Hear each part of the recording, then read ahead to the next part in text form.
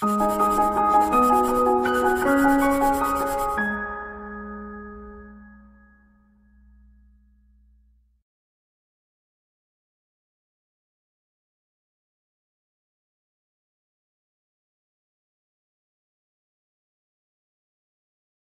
friends, welcome to ProTalent, and this is our module number 7 for score booster for static legal knowledge. Okay, we are giving you a good quality questions for you for your static GK purpose. Okay, अभी तक हमने 6 module डाल दिए हैं. ठीक है, this is our 7th module.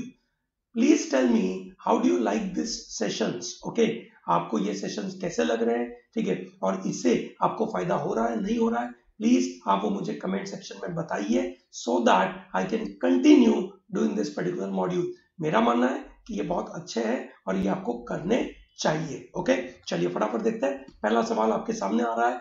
A sentence of death passed by the sessions court must be confirmed bye.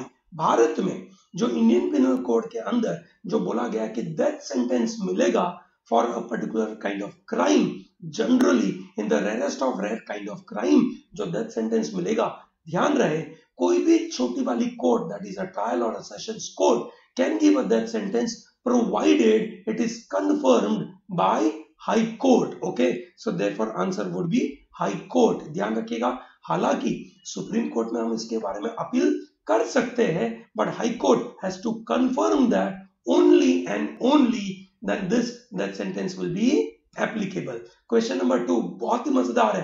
A money bill is introduced in which of the following forum. Remember, money bill एकमात्र bill है that has to be presented only and only in the Lok Sabha, and if it is passed in Lok Sabha it means it is passed. There is no role of Rajya Sabha in it. राज्य सभा का इसमें कोई role नहीं है. राज्य सभा अगर इसमें कोई मॉडिफिकेशन चाहती है तो रिकमेंडेशन देगी. रिकमेंडेशन के बाद लोकसभा को मानना नहीं मानना वो उनकी जिम्मेदारी है.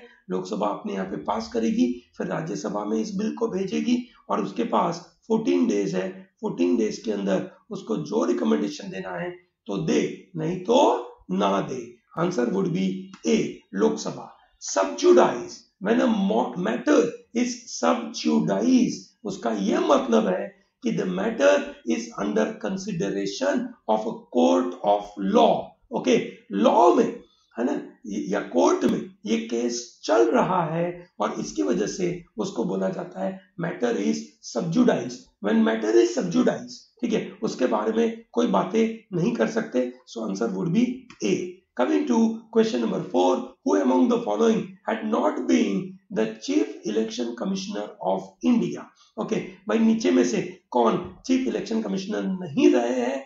अब ये पता कैसे चले कि ये इनमें से चीफ इलेक्शन कमिश्नर है या नहीं?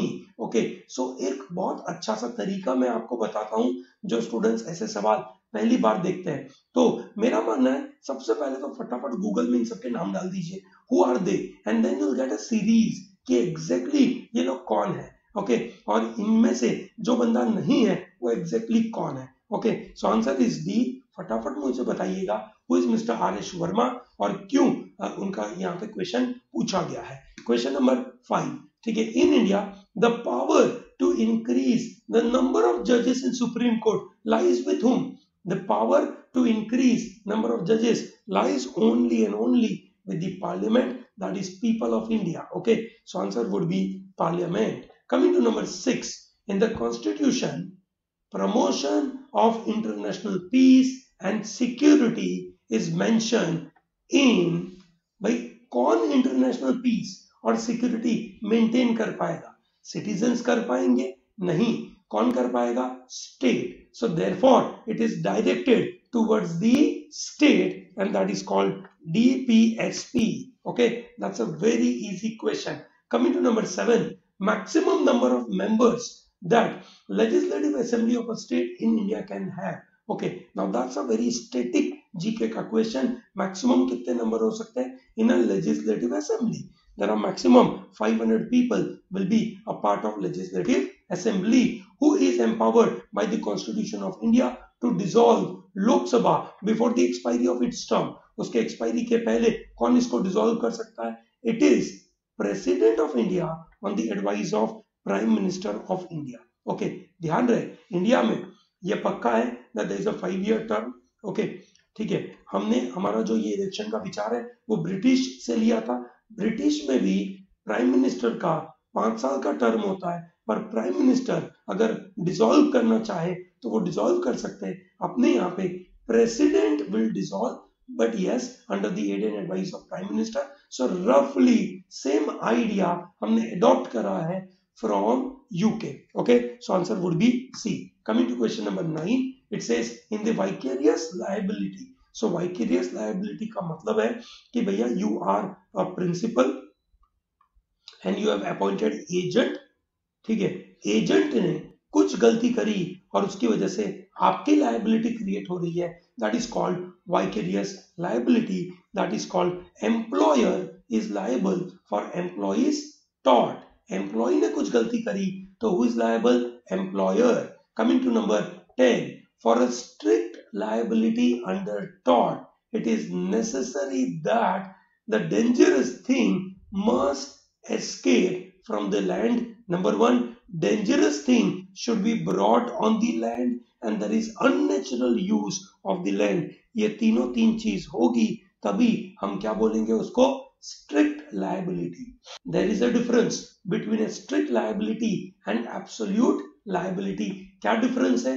strict liability के अंदर you can get defenses, while in absolute liability there are no defenses available. Okay, so that is why answer here is 10. Number 11, which one of the following elements is not relevant for the liability in defamation? Defamation के लिए नीचे में से कौन सी चीज we can say काम की नहीं है? ठीक है, words must be defamatory, yes.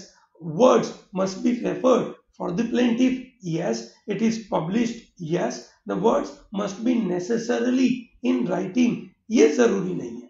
Defamation दो तरीके का होता है, एक होता है libel और दूसरा होता है स्लेंडर। ओके, ये जो स्लेंडर है that is you can say communication by way of spoken words और gesture that is not necessarily in writing. Okay, so this slender is also defamation, so this statement is wrong. Coming to number 12, free legal aid to women, poor and illiterate person has become a fundamental right by various decisions of Supreme Court. ठीक है, एक तरीके से ये fundamental right बन चुका है। ठीक है, so here the court is referring to article in which free legal aid has been embodied in our constitution. Remember, free legal aid is DPSP सरकार की तरफ से ये काम होना चाहिए। अब एक तरीके से वो अलग अलग जजमेंट के द्वारा वो फंडामेंटल राइट बन चुका है, पर ये कहां पे लिखा गया है? This is written in article number 39A. Okay, coming to question number 13, it says that which one of the following high courts has the jurisdiction over the largest number of states in India? सबसे ज्यादा किसके पास है? That is definitely Guwahati high court, क्योंकि वो जो north eastern states है उनके पास separate high court नहीं है।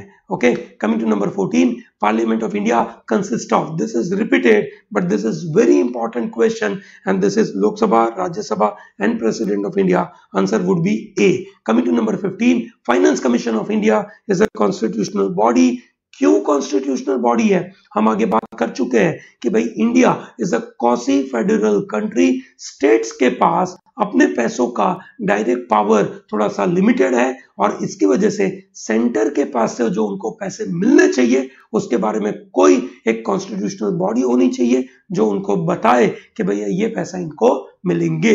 Okay, coming to number 16, it says ex parte decision is a decision without hearing the opponent. Okay, opponent को सुने बगैर ये decision लेना, that is called ex parte decision. Okay, puisne judge, okay, is a judge of a high court who is considered to be a judge other than the chief justice, other than the main judge. Okay, coming to number 18, dispute between states in India comes to Supreme Court under which jurisdiction? ठीक है, मैं repeat कर रहा हूं ये पूरा का पूरा क्वेश्चन और सभी ऑप्शंस। एपेलेट जुरिस्डिक्शन ठीक है, विच मीन्स हमें हाई कोर्ट में से कोई जजमेंट मिला और वो हमें नहीं पसंद आया, we want to appeal, so that is called appellate jurisdiction. Original jurisdiction, that is the answer in this question. Original jurisdiction का मतलब है सुप्रीम कोर्ट उसीलिए बनाया गया है कि भाई स्टेट्स और स्टेट्स के बीच में झगड़ा हुआ या स्टेट और सेंटर के बीच में डिस्प्यूट हुआ, सो उस पर्पस के लिए बनाया गया है. एडवाइजरी jurisdiction का मतलब है supreme court gives advisory to president. Okay, so यहां पे आंसर हो रहा है आपका Bombay. Coming to number 19, by which act of schedule 9 was inserted in Indian Constitution. Indian constitution के अंदर शेड्यूल 9 के द्वारा फर्स्ट अमेंडमेंट डाला गया था, which is related to some land dispute related part. Okay, so ये बताइएगा मुझे फटाफट कि ये 9 शेड्यूल में जो फर्स्ट अमेंडमेंट था वो किस चीज के लिए है. And question number 20, agreement which are in the nature of bets and gambling are called what kind of contract. Okay, इनको कैसे कॉन्ट्रैक्ट माने जाते हैं? They are wagering contract. ठीक है, will they be invalid in certain scenario? अगर उनको legally binding नहीं होगा तो वो इनवैलिड माने जाएंगे. यहां पे हम बोलेंगे they are wagering agreements. Okay, चलिए, great. So with this I am, you can say, closing this particular, you can say, discussion on this 20 questions on legal static GK. Okay, chali, great. Thank you very much and all the best for your preparation, and do not miss out to take this PDF from protalentdigital.com. Thank you very much and all the best.